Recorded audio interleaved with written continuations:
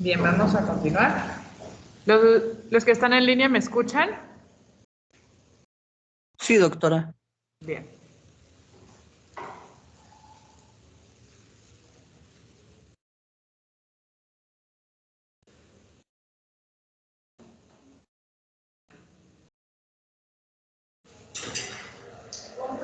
Hiperlipidemia primaria que nos puede dar elevación de colesterol. Es la hiperlipidemia familiar combinada. De hecho, esta es la forma más común de dislipidemia de origen genético. Tiene una prevalencia de 1 a 2% en la población o de un caso en cada 100 a 200 personas. Es el responsable del 30 al 50% de la cardiopatía isquémica prematura, 10% de todos los casos va a tener algún tipo de cardiopatía isquémica. La etiología en sí se desconoce, pero se ha demostrado un aumento en la producción y secreción hepática de la sapoproteína B y en consecuencia crecimiento de las DLL que se originan a nivel hepático. Algunos genes candidatos que se han asociado son de la sapoproteína 1A1, C3, de la apolipoproteína 4. Y recuerden que la apolipoproteína C3 nos ayudaba a la de la activación de la lipoproteína lipasa.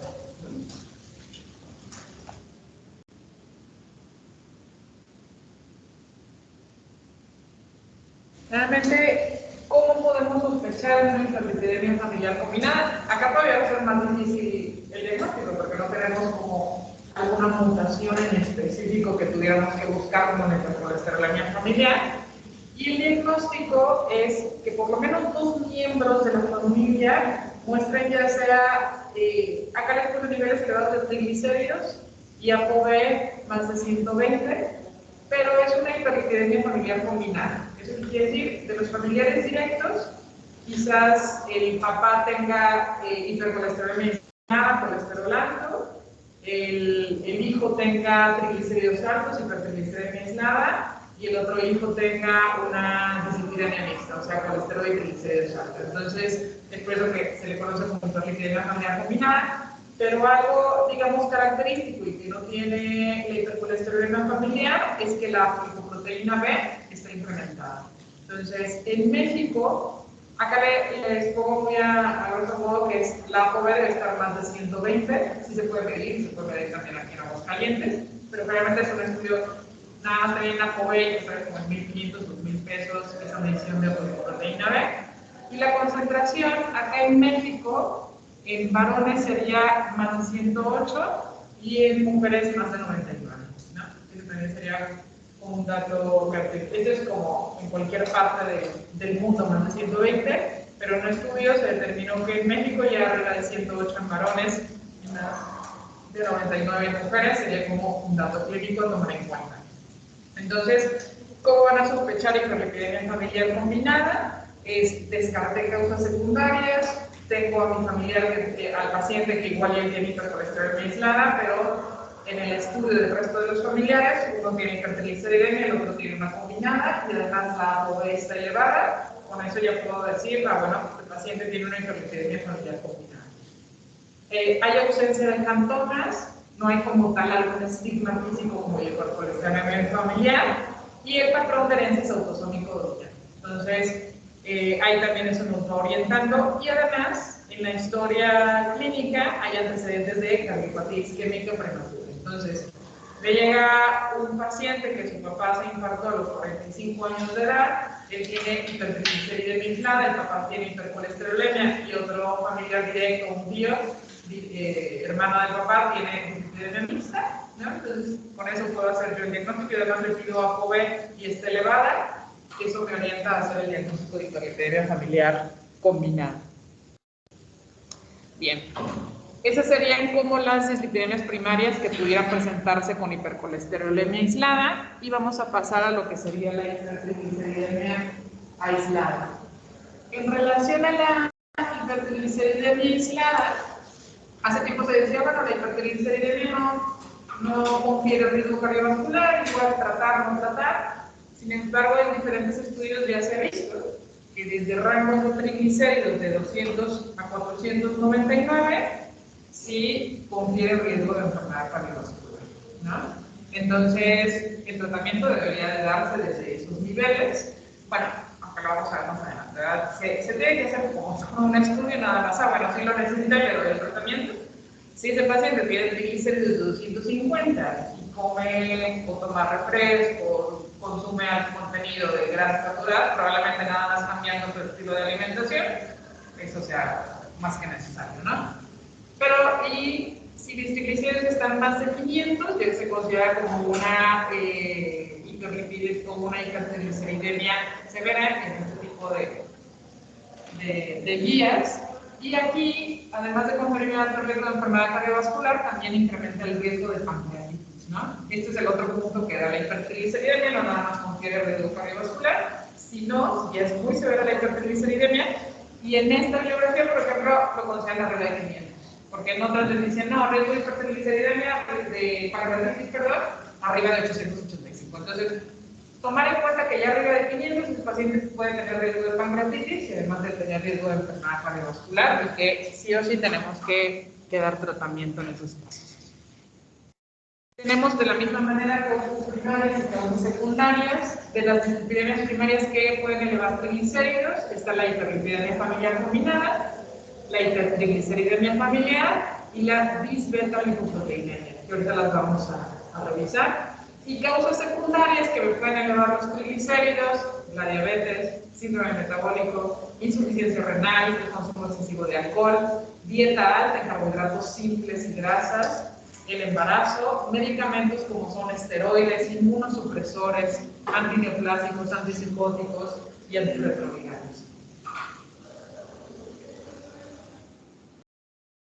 Ahora, en el abordaje, pues recuerden, una hipertrigliceridemia aislada es cuando tenemos triglicéridos arriba de 150 y el colesterol total está normal, abajo de 200.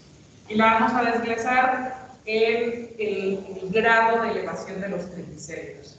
Si mis triglicéridos están entre 150 a 300 miligramos por decilitro, aquí podemos tener también otros dos patrones, ¿no? En el sentido de que mi colesterol total menos de 200 y mi colesterol HDL más de 40, esa realmente es una hipertrigliceridemia aislada, porque hace un momento les comentaba que los triglicéridos o la elevación de triglicéridos puede condicionar la disminución del colesterol HDL. De hecho, eso es como más común encontrarlo.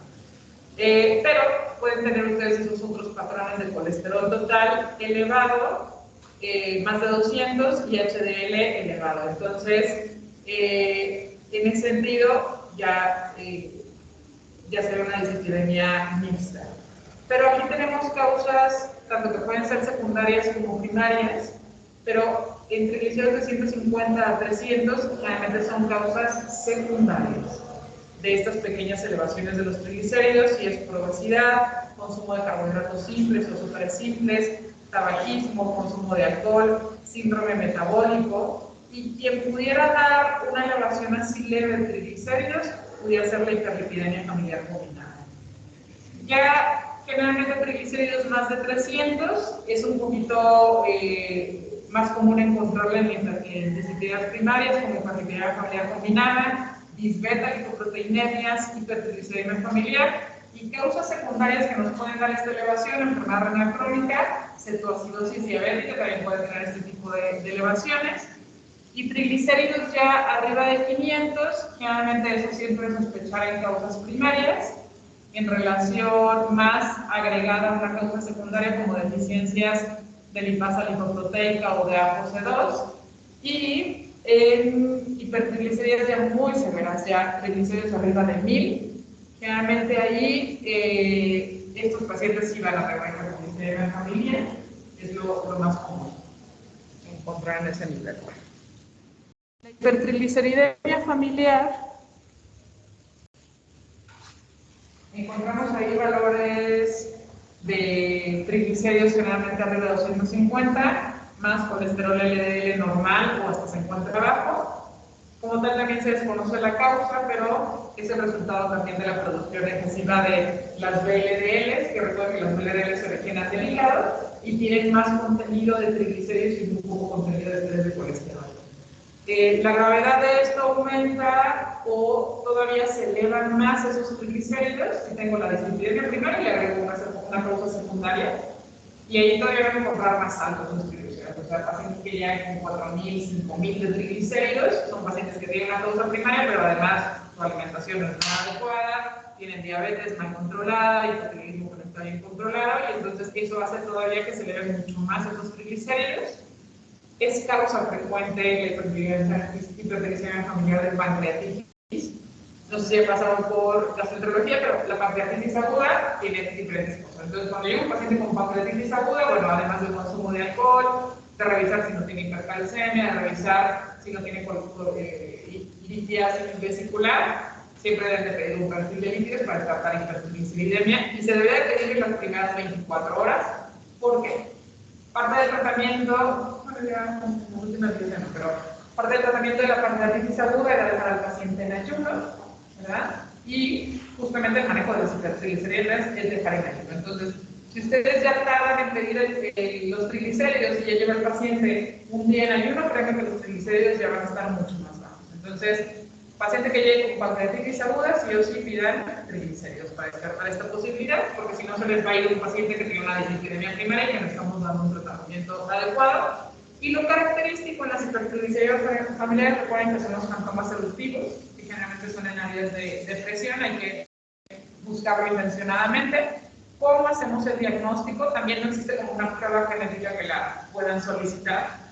Y aquí es el paciente que está afectado, un familiar que también tenga antecedente de hipertrigliceridemia aislada, o un familiar que también les digan, ay, saben que también mi papá tuvo una pancreatitis, ¿no? Y no supieron por qué fue la pancreatitis. Y en este caso, la polipoproteína B es normal, no está alta como en la hiperlipidemia familiar combinada. Como tal, acá no se hace como un riesgo aterogénico mayor, a menos de que coexista con diabetes. Sin embargo, en los últimos estudios ya se ha visto que ya elevaciones de triglicéridos arriba de 200 sí puede incrementar el riesgo cardiovascular.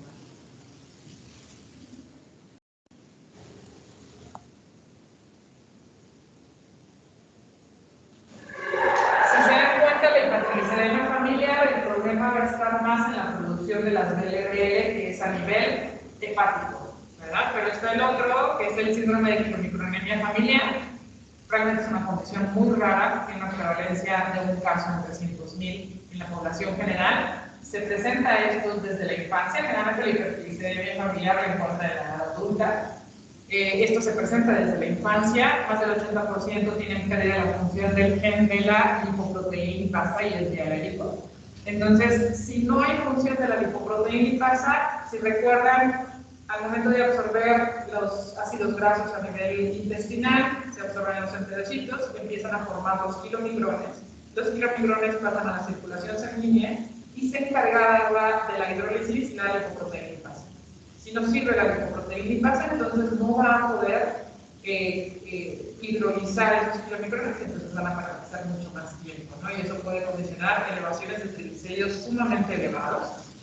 En estos casos se encuentran los triglicéridos muy elevados y aquí el manejo, que lo vamos a ver de todas formas más a detalle adelante, es un apego estricto a dietas muy bajas en grasas. Se suelen dar ahí suplementación de triglicéridos, pero de cadena media. El manejo farmacológico, pues ahí vamos a ver más adelante como fibratos, niacinas, omega, pero no son efectivos realmente y siguen los pacientes teniendo niveles sumamente elevados de triglicéridos. Y ahorita vamos a ver estas otras opciones de medicamentos que ayudan a estos pacientes. Pero en este caso, encuentran desde edades muy pequeñas, desde la niñez, elevaciones sumamente importantes de los triglicéridos. De ahí pasamos, llevamos hipercolesterolemia aislada, hipertrigliceridemia, y vienen acá las dislipidemias mixtas o hiperlipidemia mixta, y también aquí tenemos causas primarias y causas secundarias. De las causas primarias, ahí entra la hiperlipidemia familiar combinada, que les va a dar colesterol, triglicéridos altos, las disbeta-lipoproteinemias, deficiencia parcial de lipasa lipoproteica, hipercolesterolemia familiar, pero la heterocigota, recuerden que tenían colesterol muy alto y pueden tener un poquito elevado los triglicéridos, Causas secundarias, el síndrome nefrótico, insuficiencia renal, que si se dan cuenta de las causas secundarias vienen siendo casi las mismas. Si acaso la hipercolesterolemia aislada, ahí predomina más lo del hipotiroidismo, que no está bien tratado. Un hipotiroidismo bien tratado ya no sería causa de una dislipidemia. Me refiero al hipotiroidismo, pero cuando no está bien tratado. Recuerden que ya les había mencionado cuando vimos la introducción de las dislipidemias que las hormonas tiroideas son indispensables para la expresión del receptor de LDL. Si no hay la suficiente cantidad de hormonas tiroideas, no se van a expresar esos receptores. Entonces, ¿qué hacemos ahí? Si, por ejemplo, tengo un paciente que me llegó, tiene hipotiroidismo, que apenas le estoy haciendo el diagnóstico, llegó una TSH de 40, dentro de los estudios también le dieron perfil de lípidos y el colesterol total sale en 250, bueno, en 300, supongamos. Ahí primero deben de tratar el hipotiroidismo y ya que controlaron bien el hipotiroidismo, después ya reevaluar los lípidos para ver si realmente tiene una dislipidemia o no. Y causas secundarias, entonces síndrome nefrótico, insuficiencia renal, resistencia a la insulina, el embarazo, medicamentos como ya se los había mencionado previamente, y el consumo excesivo también de carbohidratos simples y grasas. ¿Cuál sería la definición de dislipidemia mixta? Tengo un colesterol total elevado, más de 200, y triglicéridos más de 150. Descartar siempre estas causas secundarias con los estudios que ya les había comentado. Hay que hacer un estudio familiar. Si en el estudio familiar tengo a un familiar con triglicéridos altos, otro con colesterol alto y otro con una dislipidemia mixta, pues mi sospecha principal y una ApoB alta es hiperlipidemia familiar combinada, que digamos de las dislipidemias primarias es de las más comunes. Y de la disbeta-lipoproteinemia, generalmente no es tan común en México, pero esto se manifiesta cuando el paciente, además de tener esta dislipidemia primaria, se asocia a una causa secundaria, ¿no? Que ahorita lo vamos a ver más a detalle. Y serían estas dos como las causas primarias que me pueden dar este patrón mixto en el perfil de lípidos. La disbeta-lipoproteinemia, si recuerdan, les había comentado cuando estábamos viendo la fisiología de los lípidos que la apoproteína E era muy importante, ¿no? Que iban adquiriendo esta apoproteína E principalmente para el metabolismo o degradación de las lipoproteínas. Y de la disbeta-lipoproteinemia les va a dar un patrón mixto en el perfil de lípidos. Es poco frecuente realmente acá en México. Se va a caracterizar por el acúmulo de remanentes de kilomicrones y de lipoproteína de densidad intermedia, y es principalmente debido al defecto de la ApoE, que si tienen un defecto en esta ApoE no se van a poder depurar o degradar estos tipos de lipoproteínas.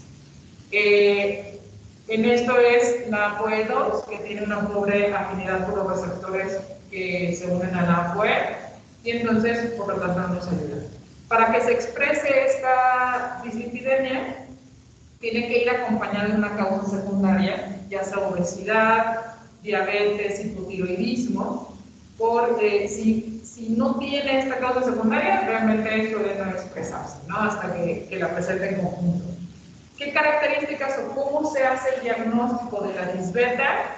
Recuerden que estos pacientes, algo característico es que tienen jantomas tuberosos. Entonces, si bien un paciente con una dislipidemia mixta tiene jantomas tuberosos, es alta sospecha que tengamos disbeta-lipoproteinemia. Se puede hacer estudio genético para determinar si tiene alteraciones ApoE, y entonces con eso puedo hacer yo el diagnóstico. Y algo también característico es que la elevación tanto de colesterol y triglicéridos se encuentra más o menos en rango de 300. Entonces, si tengo ese patrón en los lípidos, si tengo además una causa secundaria, pudiera llegar a ese diagnóstico. Y tenemos otra alteración que sería la disminución del colesterol HDL, y es cuando consideramos que el colesterol HDL está menos de 40, pero los triglicéridos normales, ¿no? Porque podemos tener disminución de HDL, pero los triglicéridos están elevados. Es la dislipidemia más frecuente en México, es más común en hombres, y tenemos en relación a causas primarias, pues deficiencia de la lecetilcolesterol aciltransferasa, que es DLK, o deficiencia del transportador de ABCA1, que si recuerden, este es el que se encarga de los tejidos periféricos para formar junto con la APO1 lo que vienen siendo las HDL nacientes. Y si hay una deficiencia de este transportador, genera una hipoalfa-lipoproteinemia familiar, y esta se ha asociado a incremento en relación a cardiopatía isquémica.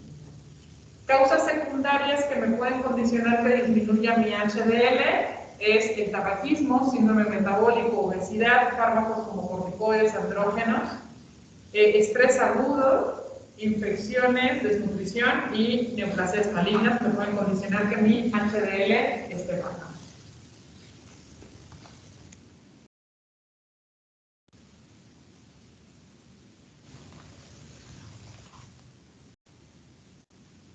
Y tenemos esta otra lipoproteína, que es la lipoproteína A. Tiene una estructura muy similar al LDL. Tiene solo una apolipoproteína B, que es la 100, en su superficie. Y también tiene una ApoA, que esa va a estar unida a esa ApoB100. El contenido es similar en relación a los LDL, en relación al contenido de colesterol. Y esta lipoproteína A, su elevación se asocia también a mayor riesgo cardiovascular, por eso la importancia. Esto puede generar también otros efectos que condicionan ese incremento en riesgo cardiovascular, como efectos protrombóticos por la inhibición del plasminógeno y así disminuyendo la fibrosis. Y va a interactuar también esta lipoproteína con macrófagos endoteliales, genera células espumosas y genera mayor formación de placas de ateroma. Por ejemplo, la defunción, por ejemplo, que está relacionado con los similares a la serie y luego viene con los estructuralmente son similares, no es igual a la LDL. Estas lipoproteínas solamente tienen una ApoB100, las LDL tienen varias moléculas de ApoB100. No son iguales porque si no ya entrarían dentro de las LDL, pero en relación también te van a generar daño a nivel del endotelio y también te genera incremento de la placa de ateroma, y por eso se asocia a mayor riesgo cardiovascular. De hecho, como tiene ApoB, recuerden que todo aquello que tiene ApoB tiene alto riesgo cardiovascular. Bien. Como tal, algunas guías no les sugieren medir la lipoproteína A, algunas otras sí ya lo dejan dentro del tamizaje medir la lipoproteína A, y se sugiere por lo menos una vez en la edad adulta medir esta lipoproteína A. ¿Y en quiénes más vamos a medir la lipoproteína A? Si el paciente detecta que tiene hipercolesterolemia, que el LDL está muy elevado, que inicié estatina y no hay como una respuesta, siempre hay que sospechar que el otro componente también pudiera ser la lipoproteína A, y entonces también tendríamos que descartar que no exista esta otra situación. Y el nivel alto que consideramos de lipoproteína es si esa lipoproteína ustedes la solicitan y está más de 50 miligramos por decilitro, eso consideraremos que hay una elevación de la lipoproteína A. Y el manejo, realmente acá se pudiera dar, por ejemplo, estatinas, pero las estatinas las dan más para disminución de riesgo cardiovascular porque paradójicamente las estatinas pueden incrementarles la lipoproteína A. La ezetimiba en relación a la lipoproteína A tiene efecto neutro, la niacina disminuye los niveles de lipoproteína A y los inhibidores de PCSK9 pueden reducir los niveles de lipoproteína A. Digamos, ahorita vamos a entrar más a detalle en el manejo, pero era para saber específicamente en relación a la lipoproteína A.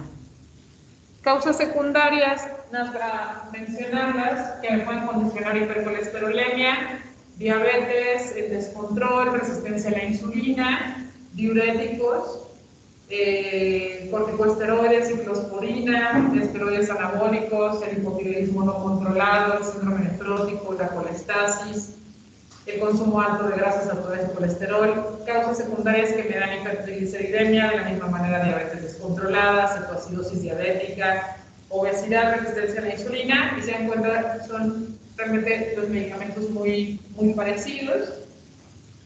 Pacientes con enfermedad renal crónica, embarazo y pacientes con causas secundarias de hiperlipidemia mixta, de la misma manera diabetes, obesidad, resistencia a la insulina, enfermedad renal crónica y la hipoalfa, que ya lo habíamos visto hace un momento, pacientes con tabaquismo, obesidad, progestágenos, andrógenos que están recibiendo también glucocorticoides.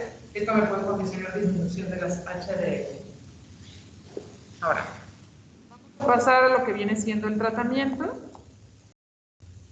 Y el tratamiento, ya que hice una vez el diagnóstico que identifica si el paciente tiene una dislipidemia, ya sea primaria o secundaria, o si tiene tanto componente primario y secundario, voy a decidir si el paciente requiere tratamiento y qué tipo de tratamiento.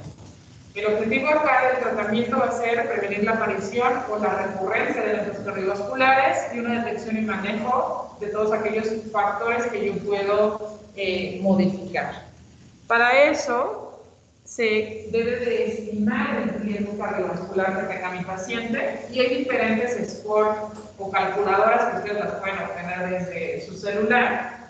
Uno de estos scores, y este es de la guía del 2019 de la Europea, clasifica a los pacientes en riesgo muy alto, riesgo alto, riesgo moderado o riesgo bajo. Y en base también a esta estratificación o estratificación del riesgo va a ser, ¿requiere o no tratamiento y qué tan intenso voy a hacer con ese tratamiento? O si le doy una estatina a dosis alta, o si no llego a metas, tengo que agregar algún otro medicamento. Entonces, aquellos pacientes que tienen riesgo muy alto, pues son aquellos pacientes que ya tuvieron un evento cardiovascular, que ya tuvieron cardiopatía isquémica o un infarto cerebral, que tienen enfermedad arterial periférica y que ya lo documentaron. Pacientes que tienen diabetes y que ya tienen complicación micro o macrovascular, o que en aquellos pacientes con diabetes tipo 1 ya tienen más de 20 años de diagnóstico. Pacientes con enfermedad renal crónica que tienen una tasa de filtrado glomerular menos de 30. Pacientes, aquí se utiliza, o los europeos utilizan esta calculadora de riesgo que es el SCORE. Y si en esa calculadora de riesgo sale más del 10% de riesgo de enfermedad cardiovascular a 10 años, eso también es considerado como muy alto riesgo. Ahora, este score no lo van a sacar ustedes o no es necesario que lo obtengan si el paciente ya tiene un infarto. Recuerden que infarto ya es igual a alto riesgo o muy alto riesgo cardiovascular. O si mi paciente también tiene una dislipidemia primaria, que es altamente heterogénea, como la hipercolesterolemia familiar, hiperlipidemia familiar combinada, entonces esos pacientes ya se catalogan también como pacientes de muy alto riesgo. De hecho, hasta dicen, la calculadora puede subestimar ese riesgo si el paciente tiene una dislipidemia primaria. ¿Bien? Pacientes de riesgo alto, que ya no son de muy alto riesgo, les colocan aquí la hipercolesterolemia familiar. Sin embargo, eso es algo paradójico, primero porque esos pacientes ya saben que tienen alto riesgo cardiovascular y que sí o sí los tenemos que tratar, pero aquí en la guía europea se los ponen como si fuera nada más de riesgo alto, pero realmente eso ya sería considerado como de muy alto riesgo. Si el colesterol total está más de 310, de hecho, si el paciente ya con el colesterol total más de 310, me está diciendo que es una dislipidemia primaria, o el LDL más de 190, o una presión arterial más de 180 sobre 110, o sea, es un paciente que no está controlado en relación a hipertensión. Paciente con diabetes, pero sin complicaciones, o pacientes con diabetes tipo 2, más de 10 años de evolución, más otro factor de riesgo. Entonces, si se dan cuenta, todo aquel paciente que tiene diabetes, y principalmente diabetes tipo 2, entra de riesgo alto o muy alto riesgo. Entonces, sí o sí, tendríamos que estar tratando y manejando los lípidos. Pacientes con enfermedad renal crónica, pero una tasa de filtrado de 30 a 60, o en la calculadora del SCORE, un riesgo de 5 a 9%. Riesgo moderado, entran aquí los pacientes con diabetes tipo 1, que están jóvenes, menos de 35 años, o pacientes con diabetes tipo 2, menos de 50 años, o menos de 10 años de duración o de duración de la diabetes, sin otro factor de riesgo, que a veces es muy raro que no tengan otro factor de riesgo, o que tengan en la calculadora de SCORE este puntaje. Y riesgo bajo, pues si tienen un puntaje de SCORE menos del 1%. Ahora, este score es en población europea y generalmente ustedes hasta pueden bajar la aplicación en su celular y está para estimar el riesgo de enfermedad cardiovascular por el Colegio Americano de Cardiología. Esto es para prevención primaria. O sea, ya de nada sirve, repito, si ya mi paciente se infartó y quiero sacar un riesgo cardiovascular. Esto es, mi paciente todavía no se ha infartado, digamos, tengo un paciente que no tiene ni diabetes ni nada, y llega con una dislipidemia, ¿no? Y quiero determinar cuál es su riesgo cardiovascular y si lo catalogo en muy alto riesgo, riesgo alto, riesgo intermedio o riesgo bajo, ¿no? Para ver la intensidad del tratamiento. Y justamente ahí nada más me colocando la edad, el género, la raza, la presión arterial, niveles de colesterol total, HDL, LDL, y si tiene antecedente o no de diabetes, de tabaquismo, de hipertensión, si ahorita está con estatina o si está con tratamiento con aspirina, ¿no? Y en base a eso les aparece, bueno, él tiene 15% de riesgo de enfermedad cardiovascular a los 10 años. Entonces, si ya tiene más del 10%, recuerden que ahí ya sería un paciente con alto riesgo de enfermedad cardiovascular. Ya que obtienen eso, bueno, tiene indicación, o el paciente tiene muy alto riesgo, tiene alto riesgo de enfermedad cardiovascular, requiere tratamiento, pues usted va a decir sí, ¿no? Sí, tengo que darle tratamiento para evitar que mi paciente se vaya a infartar más adelante, pero también existen metas u objetivos a los cuales queremos llevar a ese paciente. Las guías europeas les ponen en muy alto riesgo, para en base a eso también indicar qué nivel de colesterol LDL voy a llevar a mi paciente. Si el paciente tiene muy alto riesgo, o sea, el paciente simplemente ya se infartó hace un año, ese paciente ya tiene muy alto riesgo de enfermedad cardiovascular. Entonces, aquí hay dos vertientes, ¿no? Generalmente, el Colegio Americano de Cardiología decía, bueno, por lo menos disminúyele el 50% del colesterol LDL del basal, ¿no? Que era algo que decías, pues no me estás poniendo como una meta adecuada, porque si el paciente tiene un colesterol LDL que está en 200, disminuyele la mitad, pues llegaría entonces a 100 y me quedo en 100, ¿no? Entonces, generalmente en las guías europeas, creo que es un poco más claro, no nada más decir, pues nada más disminuyele el 50% de su colesterol, y acá ya les ponen, en pacientes de muy alto riesgo, que mi colesterol LDL debe estar menos de 55. Y en este caso del LDL, sí hay una frase que dice, menos es más. O sea, entre más bajo, más beneficio para el paciente. Digo, porque a veces en diabetes no aplica eso, ¿verdad? Porque menos no es más, porque lo llevas a la muerte por hipoglucemia. En hipertensión, de hecho, existe una curva, que es la curva U, porque tampoco menos es más. El llevar a un paciente una presión arterial muy baja también es dañino para el paciente, pero en el caso del LDL, menos sí es más en relación a cuidado cardiovascular. Y entonces ellos les ponen esta meta de menos de 55 o hasta, si es posible, menos de 40 miligramos por decilitro de ese LDL. Si el paciente tiene alto riesgo, igual decían, reduce más del 50%. Sin embargo, las europeas ya te ponen ahí menos de 70 miligramos, riesgo moderado. Entonces, si se dan cuenta, pacientes con diabetes, los tendríamos que tener acá, menos de 70 o menos de 55. Sería por el hecho de tener diabetes. Si tengo un paciente con diabetes tipo 2 de reciente diagnóstico sin ningún otro factor de riesgo, pues sí, mi objetivo sería menos de 100. Es un riesgo moderado. Y bajo riesgo, pues mantener en menos de 116. En relación a los triglicéridos, si mis triglicéridos están más de 200, recuerden que no podemos estimar a través de la fórmula colesterol LDL, entonces ahí utilizamos el colesterol no HDL y también tenemos metas en colesterol no HDL, dependiendo si es muy alto, alto o moderado. Generalmente se considera como el colesterol no HDL que debe estar menos de 130 y entonces, si es muy alto riesgo, de preferencia llevar ese colesterol no HDL a menos de 85. ¿Bien? La medición de la polipoproteína B, si es que pudieron medirla y obtenerla, dependerá del riesgo si es muy alto, alto o moderado, el nivel de ApoB. Recuerden que para hacer el diagnóstico, por ejemplo, de hiperlipidemia familiar combinada era más de 120 y en población mexicana más de 108 en varones, más de 99 mujeres, entonces esto sería como el objetivo de llevar la ApoB. Y en relación a las hipertrigliceridemias, De preferencia, se desea que los triglicéridos estén menos de 150, eso en toda la población.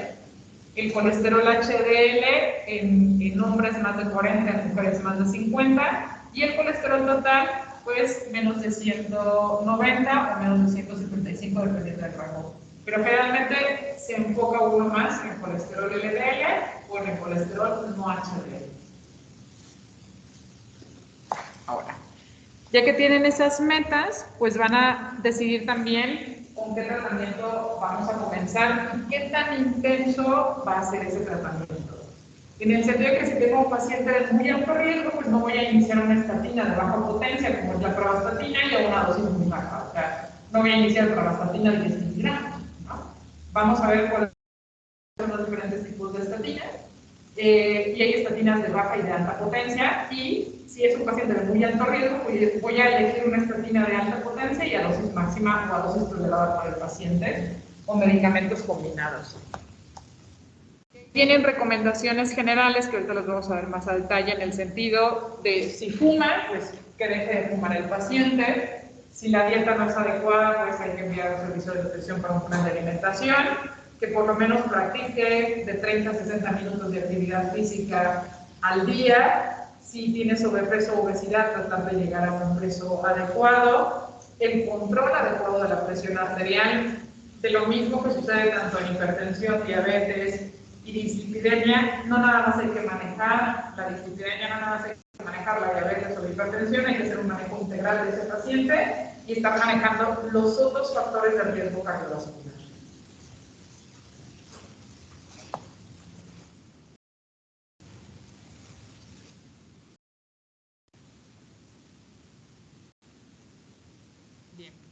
¿Cuánto ya desea iniciar el tratamiento? Una pregunta es, que hacen los pacientes es, doctora, ¿el medicamento lo va a tomar de aquí en un mes, hasta que la vuelva a ver en la consulta, o para qué es? Bueno, si el paciente ya tiene un infarto y tiene riesgo cardiovascular, pues va a ser para toda su vida, a menos de que tenga un efecto adverso de ese medicamento. Pero si el paciente tiene una causa secundaria que identificamos, que resolvemos esa causa secundaria y se resuelve la dislipidemia, pues ya nada más va a ser por un corto tiempo el medicamento que le vamos a estar dando. Entonces, la duración del tratamiento va a ser el tiempo que el paciente esté expuesto a ese factor de riesgo. La eficacia del tratamiento, si yo inicio un tratamiento, debemos de evaluar si este tratamiento es adecuado a las 6 o 8 semanas y tratar de alcanzar esas metas de tratamiento y estar evaluando si ya alcanzamos esas metas 1 o 2 veces al año. Y usar o tratar de usar la menor dosis posible, pero que alcancemos las metas adecuadas.